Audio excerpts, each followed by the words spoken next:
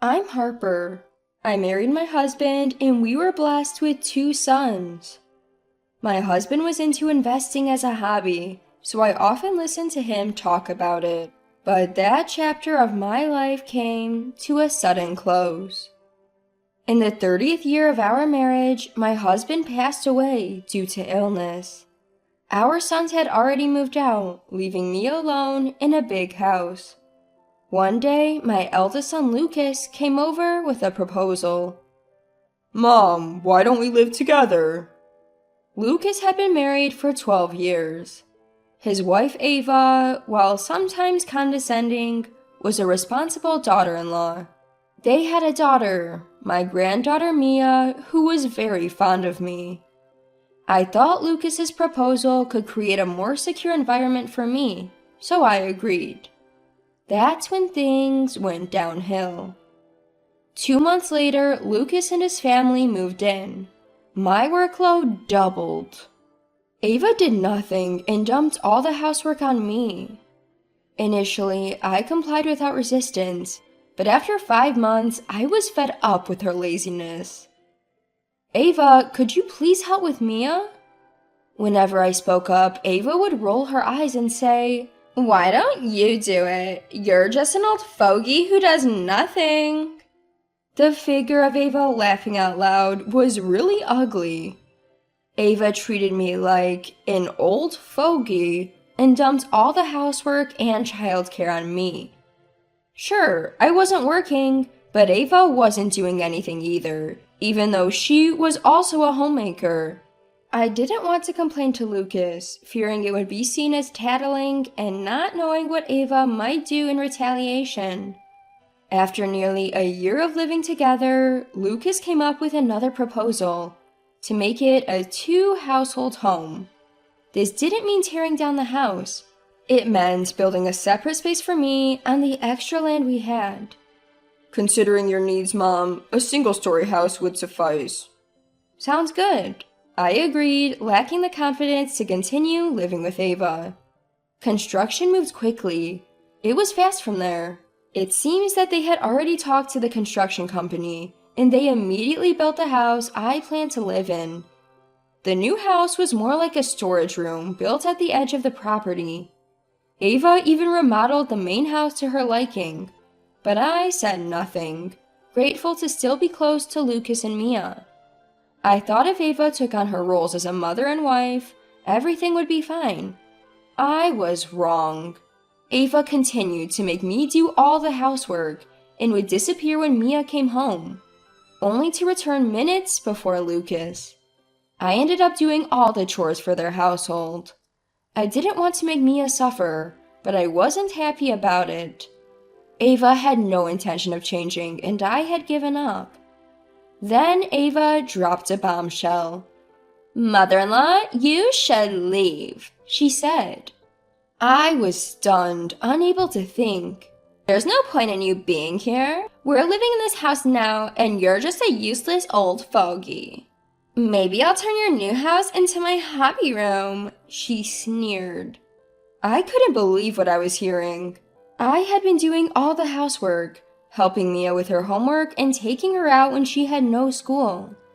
I never interfered with Ava's daytime activities. Why would you say that?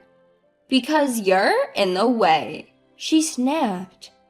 Those words made my blood boil. I wanted to tell her to leave, but I couldn't because of Mia.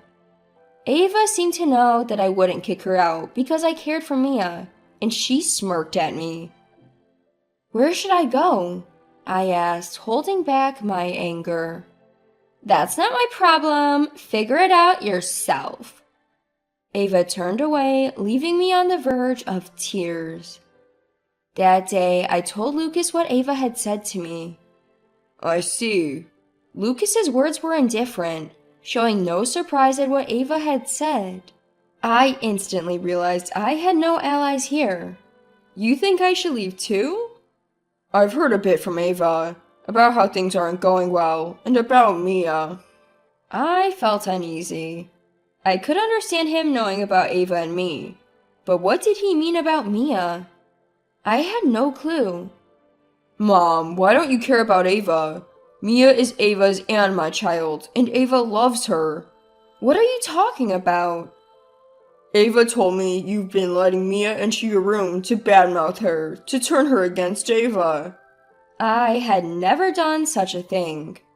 Whenever Mia asked where Ava was, I always dodged the question, saying she was out. I never spoke ill of Ava.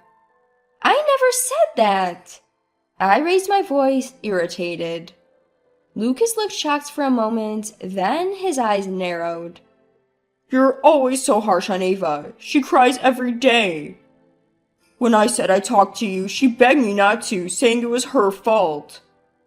Lucas stood up abruptly and yelled at me. I was overwhelmed and lost for words. I had never seen Lucas this angry, and I could see he was desperately trying to protect his family. Anything I said now would probably be futile. I decided to leave quietly. While I was looking for a new place, I got a call from my second son, Noah.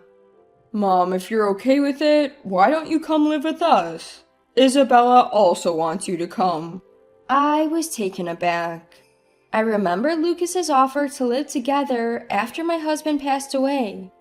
Noah's wife's name is Isabella. Isabella is considerate and always cheerful, a lovely person.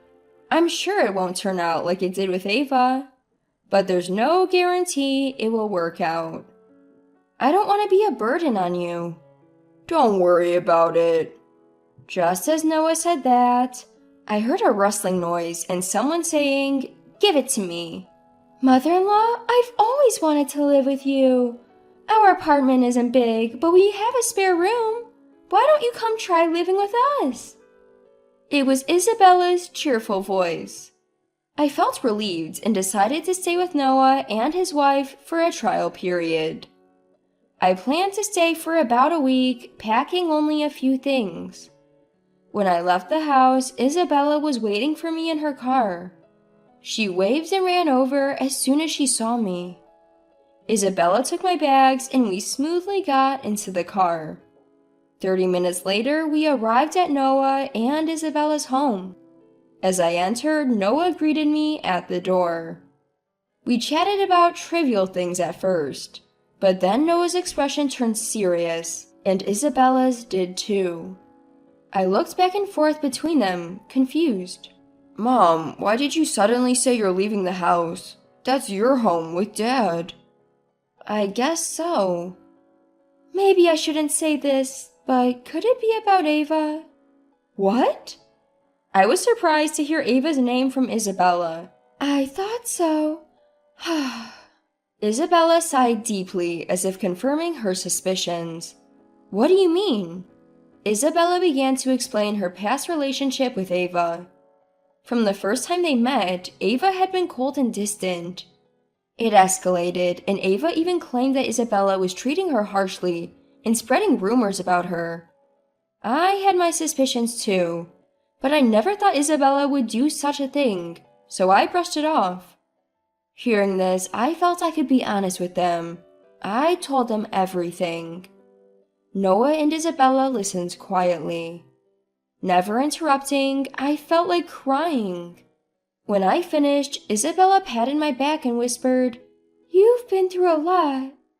That was enough for me. I decided to live with Noah and Isabella. Are you done packing? While I was packing, Ava appeared smiling. Her face looked triumphant, and it irritated me. I'm leaving now. I packed my last bag, walked past Ava, and left the house. 3 months later, I received a call. The caller ID showed Ava. I hesitated but answered since I was alone. Ava sounded frantic. At first I couldn't understand, but she was saying they couldn't pay their loan. Their savings were gone, and Lucas might divorce her due to her spending habits. She begged me to talk to Lucas, saying it would upset Mia otherwise. I headed straight to my old home. Entering, I saw Lucas yelling and Ava crying. When Ava saw me, she ran toward me, almost collapsing. Mom? Lucas noticed me and looked shocked. Both of you calm down. Let's talk. I sat them down at the table. I've heard some of it from Ava. What's this about not being able to pay the loan on Lucas's salary? Well, we should have been able to. What do you mean? Your father left enough money to pay off this house. There shouldn't be any loan. Actually, we remodeled the interior when we built your house, and it cost about $100,000. We took out a loan for it. I knew that. I had told Lucas it was fine since I paid for my own single-story home. But Lucas has a job, and a $100,000 loan shouldn't be that hard to pay off.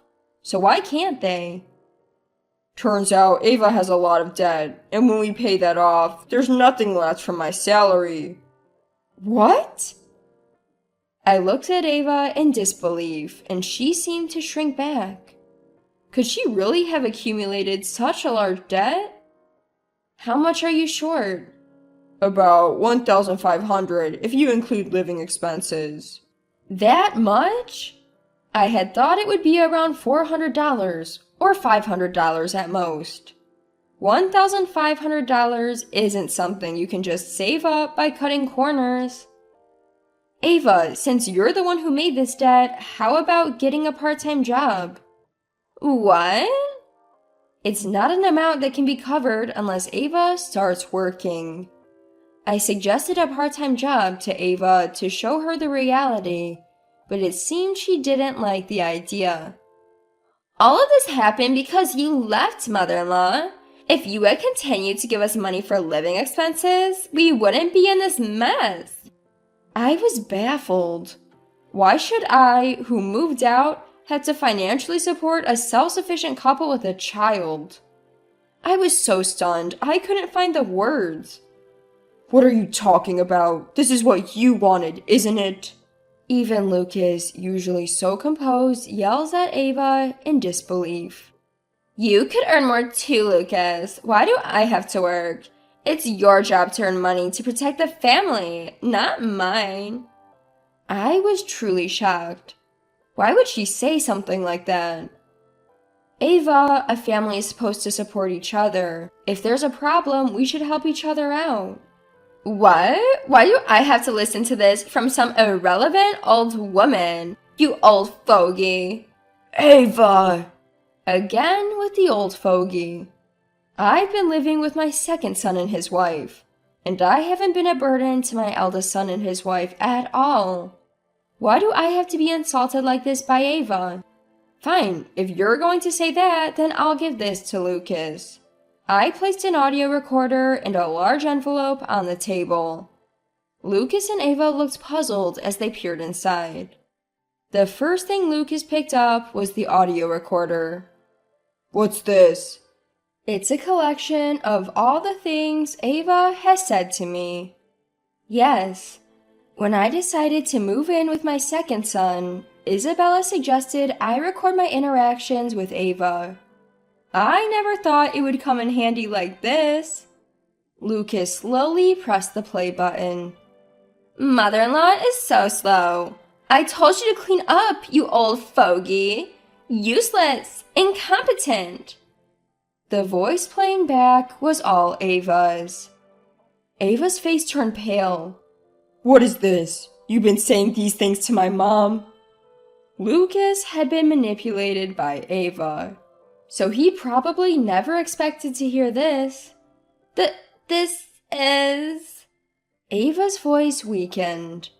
I quietly moved the envelope in front of Lucas as well. What's this? Open it.